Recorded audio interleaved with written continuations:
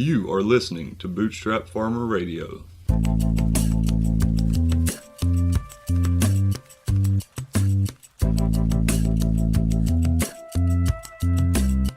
everybody, this is Nick, and today I'm with Jeff Bednar, and we're just a few days after his Thanksgiving in September annual event.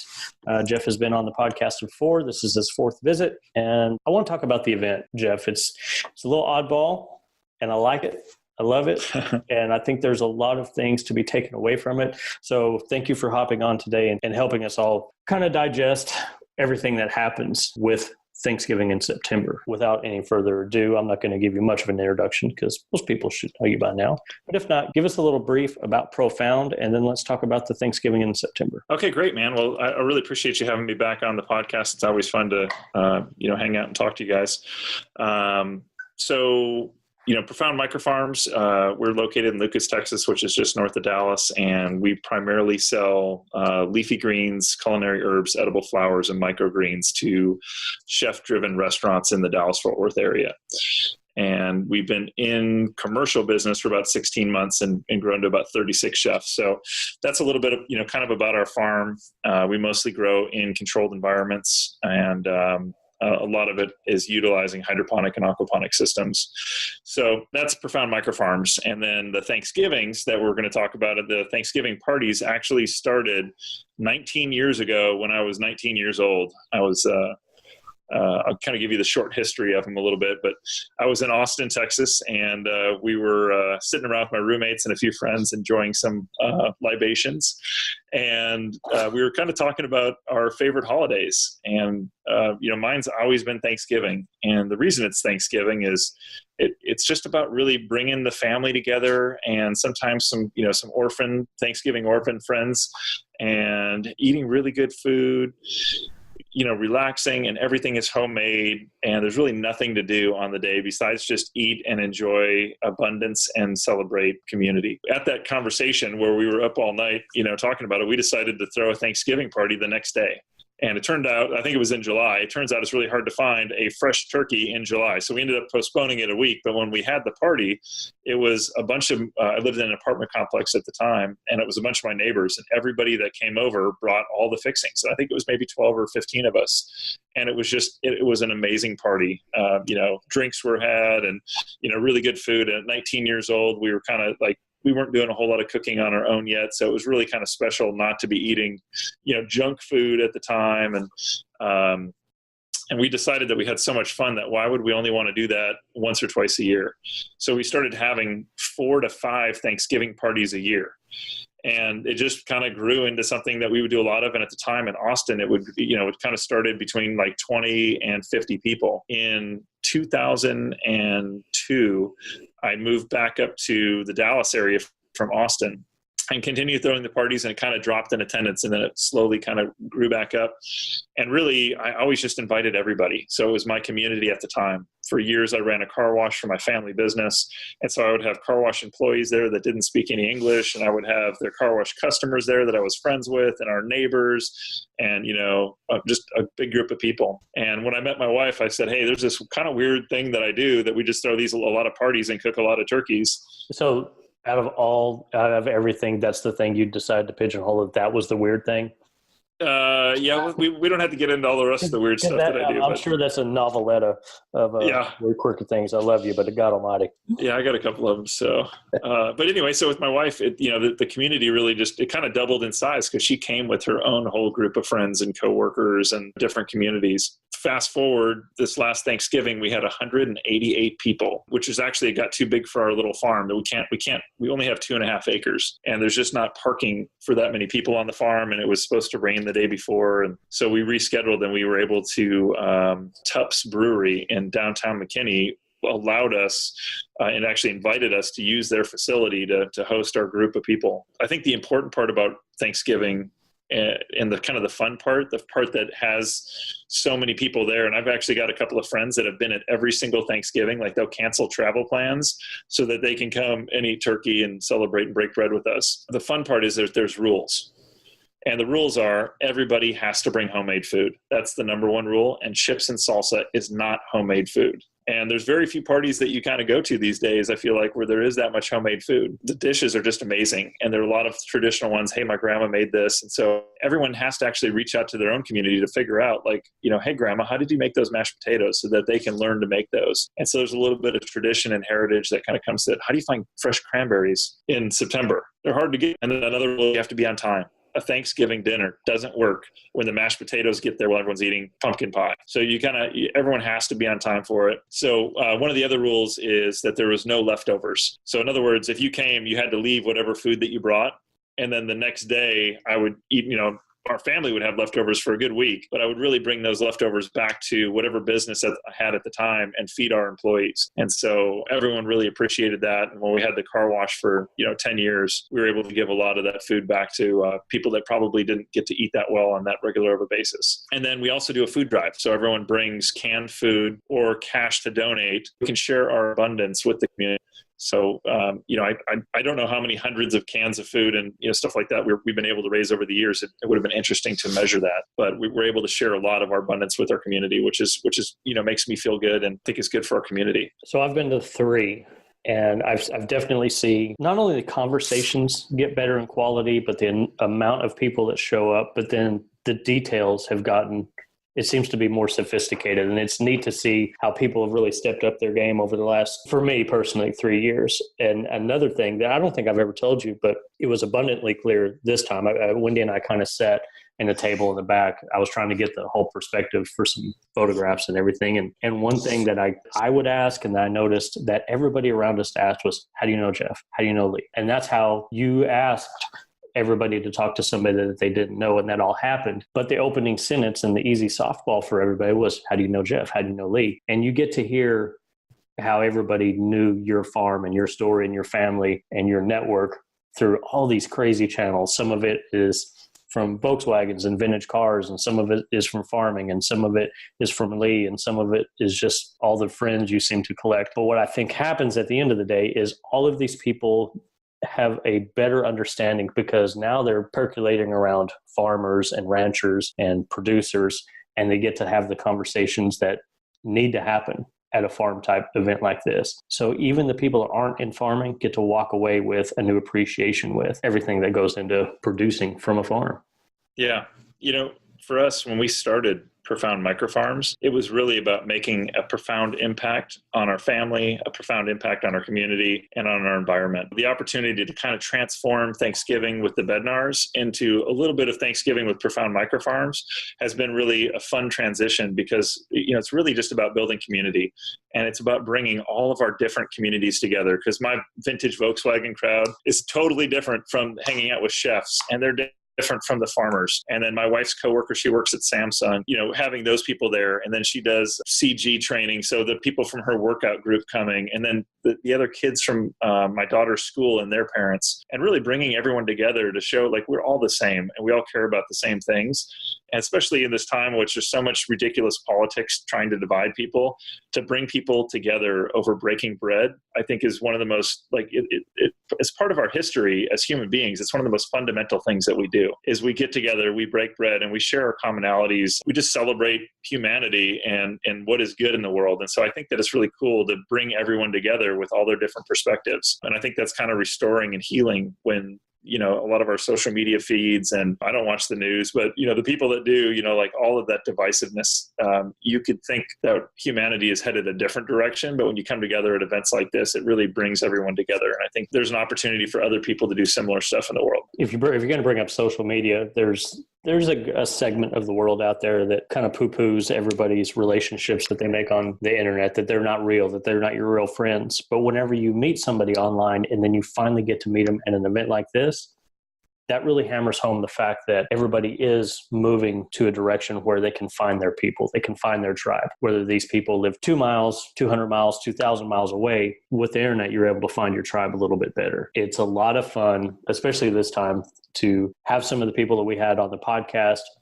There was like 8 of us all in like this little circle talking. And that was a lot of fun from my standpoint, just because that was the first time ever since Bootstrap Farmer Radio started that we had these people in one circle all together, in the physical realm. And that was personally very satisfying for me. The second thing that I want to make sure everybody caught is that you have these goals in mind. You just didn't have a party. There was the food drive, the responsibility of being on time and being aware that you had to bring something for somebody else. So the goals in mind, I think, were very key.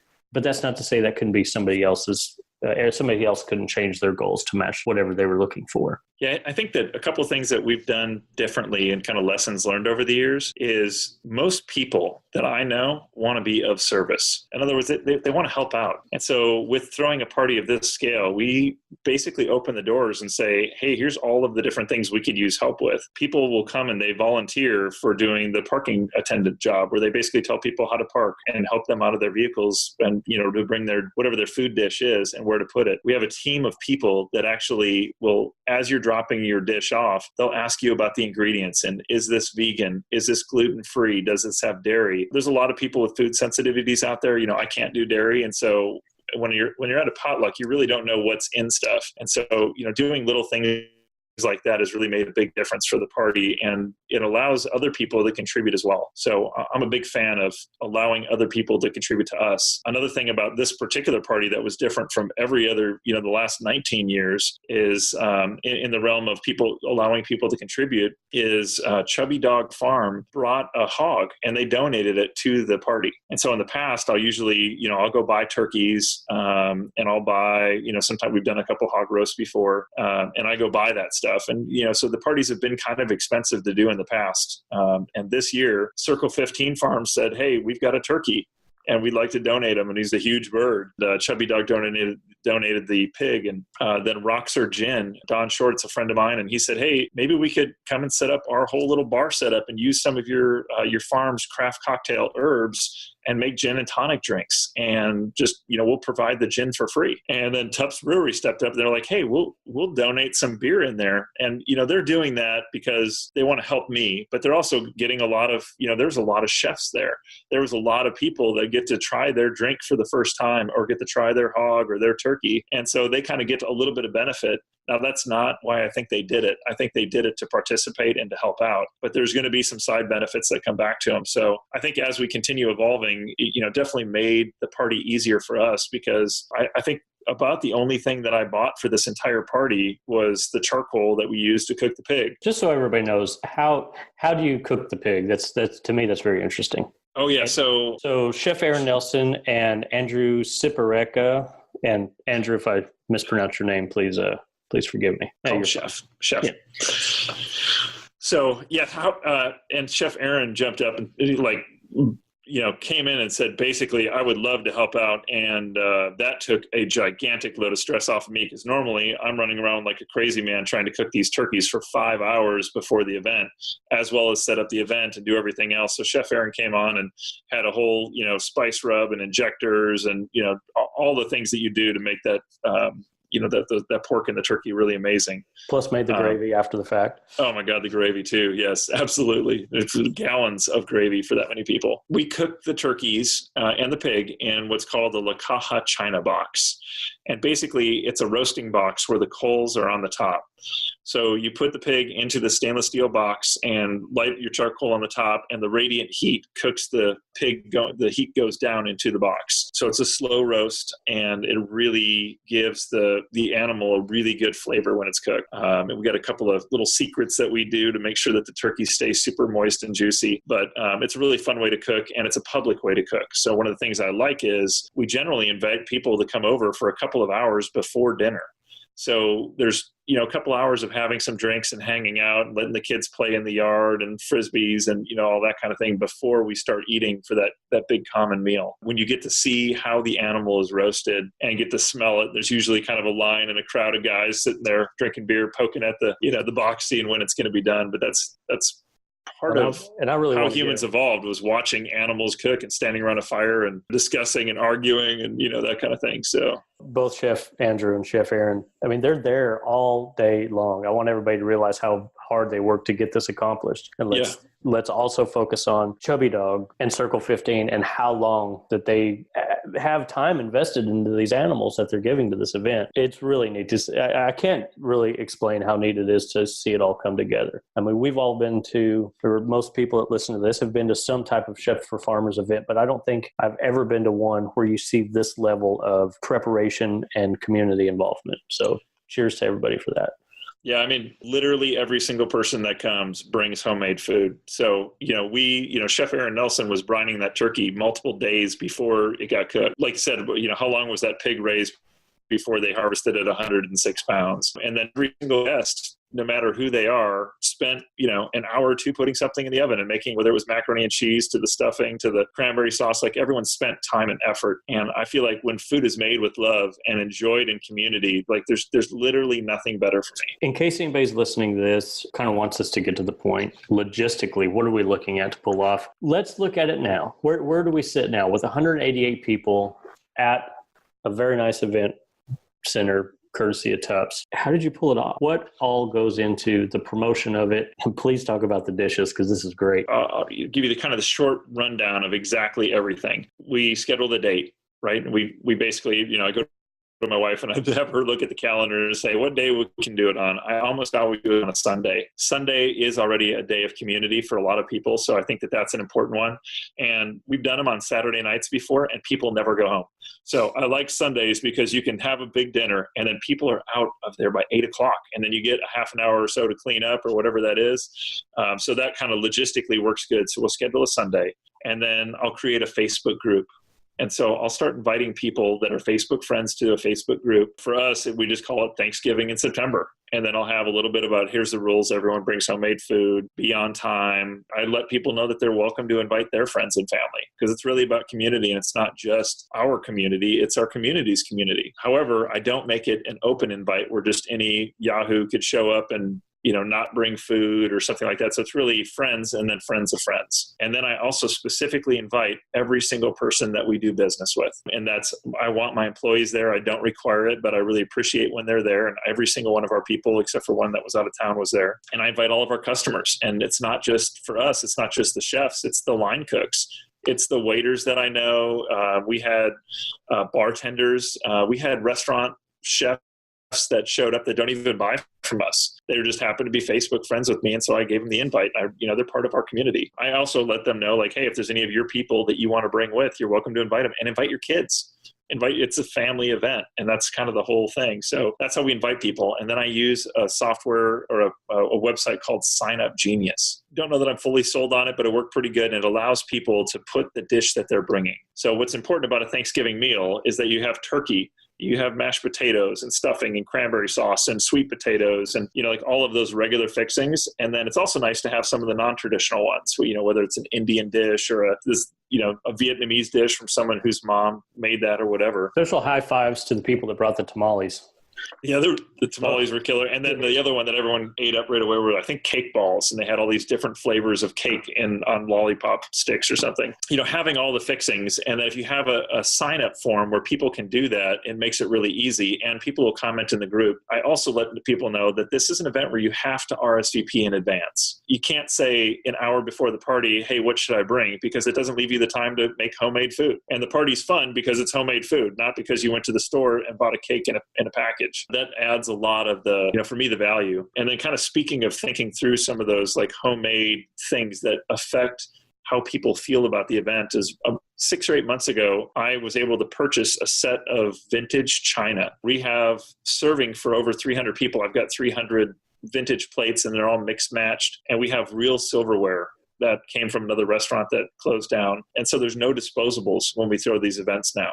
And even the napkins were not disposable. I mean, they were cloth napkins. Yeah, we have cloth. We have hundreds of cloth napkins. And now these things I've kind of collected throughout the years, real gravy boats instead of pouring out of plastic containers. And when you have a plate that came out of a china set that's 50 years old or whatever it is, and you're loading that up with the Thanksgiving fixings and sitting down with your community, there's something different than that about that experience. than taking a solo cup and a plastic plate with a plastic fork that's probably going to break while you're trying to cut through the turkey or whatever, throwing it away and filling up dumpsters full of, trash when we're, we say our farm is about sustainability. So it doesn't work for me to throw and fill up trash bag after trash bag full of rubbish. So yesterday I called and I asked how long did it take to clean up the dishes? Yeah, so normally we would do all of the dishes and clean up and pack all the food after the event, and then we have a crew that stays late. But because we had the venue changed to Tupps Brewery, we basically just took all the dirty dishes home, and I, took them out of my van when I got home and then left them there. And we have, we're up to 7 employees right now. So on Monday morning, I was like, hey guys, we're going to set aside our regular Monday stuff if you don't mind helping me for a little while. It took seven of us 2.5 hours to clean out the roasting Kaha China boxes and to wash all the dishes and then dry them and then wrap them in, we wrap them in saran wrap so they stay clean. So to put away all the China in the bins and the crates and in the storage area. Next year, I'm going to line up people, for the next Thanksgiving, we're going to line up people to either come the next day or figure out how we do the dishes at night to kind of streamline that process a little bit. But, it was totally worthwhile. And the conversations that our employees had during that time was continuing the conversations about what was fun last night, what worked, what didn't work. And I think that it led to a different level of excitement with our employees and a different level of engagement because they were all there and we all experienced the same things together. And yeah, we washed dishes for 2.5 hours, but it's not the end of the world to do that a few times a year. I know a lot of people may be asking, especially after the last couple of podcasts where we talked a lot about commercial kitchens. This is a non-paid potluck event, so you don't necessarily have to have that commercial kitchen. Is that correct? Yeah, so we don't charge for this. This is all free. It's always been free. My intention is to have it always be free. And that's one of the nice things about sponsors stepping up with the liquor and stuff like that. Like I couldn't have bought beer and wine for 188 people without, spending a substantial amount of money. So having those guys being willing to donate their time and their products was really essential. When you're throwing a private party for a group of your friends, there are no permits involved. You don't need to have anything special. You just go out and cook for a group of your friends. Well, that certainly makes it easy. Yeah, there's no, I don't have to ask permission to throw a party with my friends, And generally, in the past, we're really good at enrolling all of our neighbors into coming in. So that way the whole, not only is our neighbor community there, but there's also no one to complain about loud music or something. And generally, we're done by 8 p.m. anyway, so. For the farm, there's a mutually beneficial win for the farm because of the relationships that are built, because of the community that's built. So what are some wins that you've got to take away over the years because of the benefits of having this and hosting it? Oh man. Well, I got to say that my absolute favorite moment of Thanksgiving in September this year was I walked on stage. I had a microphone in my hand in front of 188 people. And I was just thanking everybody and letting talking, celebrating the abundance and thanking the people that donated stuff. And my 10-year-old daughter, Lily, walked up on stage of her own accord and asked me for the microphone. And I handed her the mic. And then in front of, all of those people, she let everybody know that she had a little booth where she was selling T-shirts. And every T-shirt she sold, she was able to make a couple of dollars. And she had all sizes and accepted credit cards, cash, and checks. And it was just like, I was so thrilled that, I didn't ask her to go up there. She just came up on her own. And so for me, it's exciting to know that I'm raising little entrepreneurs. That's one of the values that I look to instill in my children. And that I was incredibly fulfilled that, at 10 years old, I would have never have walked in front of that big of a group. At 26, I would have never walked in front of that big of a group, So that was really good. And then, for the farm, we definitely deepened relationships. And I think that we had more than a dozen chefs from some of Dallas's best restaurants were there. And there was wait staff and bartenders from other restaurants. And I think that they were able to see the kind of group that I can pull together, that our community can pull together. So, I put a little post out today talking about maybe wanting to do some farm to table dinners in our greenhouse or on our farm. And instantly there was, I think 19 different chefs commented going, oh my God, I would love to come cook on your farm and throw a dinner. And that would be dinners that we would probably charge for. And, another profit center for the farm. And, they saw the ability of, us to kind of put everything together. And they also saw like, hey, we have resources like vintage china and silverware and tables and plates and napkins and tablecloths and stuff like that I'm willing to loan out to them for their events. I think that there's a lot of opportunity that'll come. And, specifically, we're interested in building, as in Profound Microfarms, is interested in building deep relationships with chefs that are really menu driven so that they can do more business with local farms. So our mission is fulfilled. Having them all together in the same place is really important. For anybody else that's on the fence about, well, should I go to something like this? Should I have something like this? It's a networking dream. If you're open to it. I mean, the conversations I got to have, I got to see and catch up with Benjamin Leith, got to catch up with Chub Dog and Cardamere and Aaron Reeves, Aaron Nelson, Andrea Shackelford. Yeah. Andrew was there. Julian was there. So Edible DFW, Nancy was there, and she was walking around and she's like, oh, I'd never met you before. And maybe we could do a story about this and that. And so there was reporters there, and, we weren't asking anything of anybody, but the fact that everyone's in that same place and mingling and breaking bread together created, I don't know how you even measure the possibilities that came from that. I literally spent the whole time talking to everybody about everything and introducing. There was one of my friends brought a kid, and the kid wants a job in a restaurant. He's 22 years old. I walked around and I said, okay, meet Andrea Shackelford, and she's looking for cooks. And then go meet, iMoto restaurant downtown, and they're looking for people. And so there was jobs that were being had there. There's just an opportunity when you bring people together. And I think that anybody who's building a business, any entrepreneur, that if you can bring people together and break bread and enjoy cocktails together, you're going to build a more robust business, because it doesn't always have to be the sales pitch or about business. But if you just bring people together, you'll naturally want to do business with like-minded people.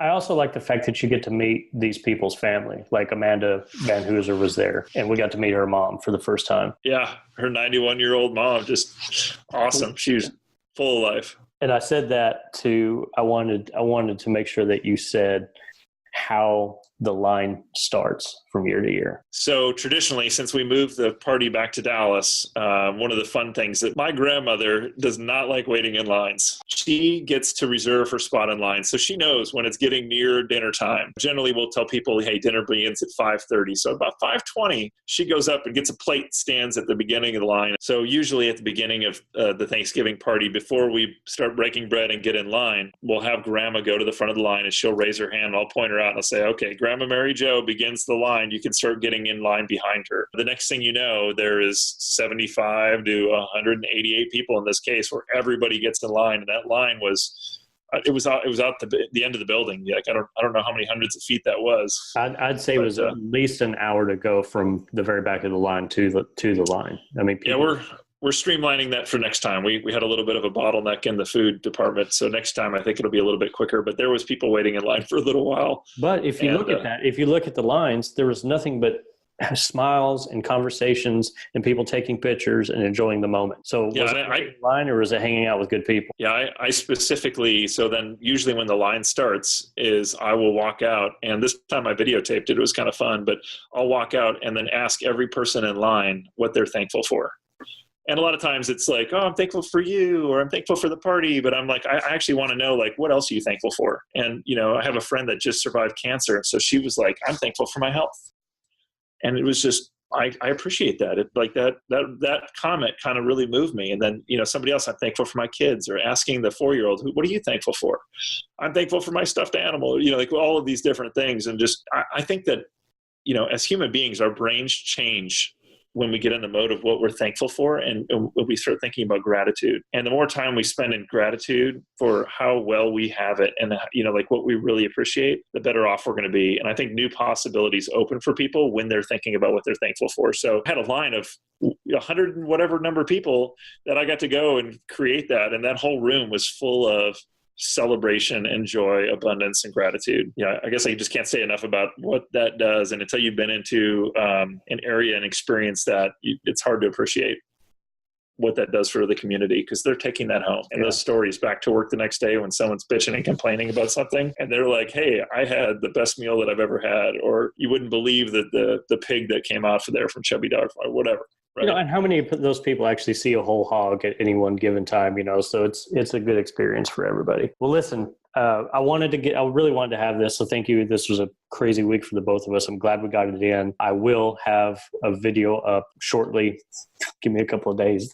I will be at the state fair the next couple of days, but I will have a video out shortly. This is going to go out tomorrow, which will be October 4th. So if you're going to be around DFW on the 5th and the 6th, I'll be at Drew Dimmler and Company's Big Tex Urban Farm Greenhouse at the Texas State Fair, 4 p.m. to like 8 p.m. both days. So if you're out in the area and want to hang out, let us know. At the end of the month, we're looking at having a pretty good North Texas meetup similar to this, where we can have some great farmer chef conversations. Jeff, thank you very much for everything you do and the inspiration that you've given us. And you're looking strong in the beard today. Thank you, sir. Thanks for having me on, man. Absolutely. Hey, everybody. This podcast was produced by Bootstrap Farmer and music by Random Rav. Thank you very much. We'll see you next week. Cool. Yep.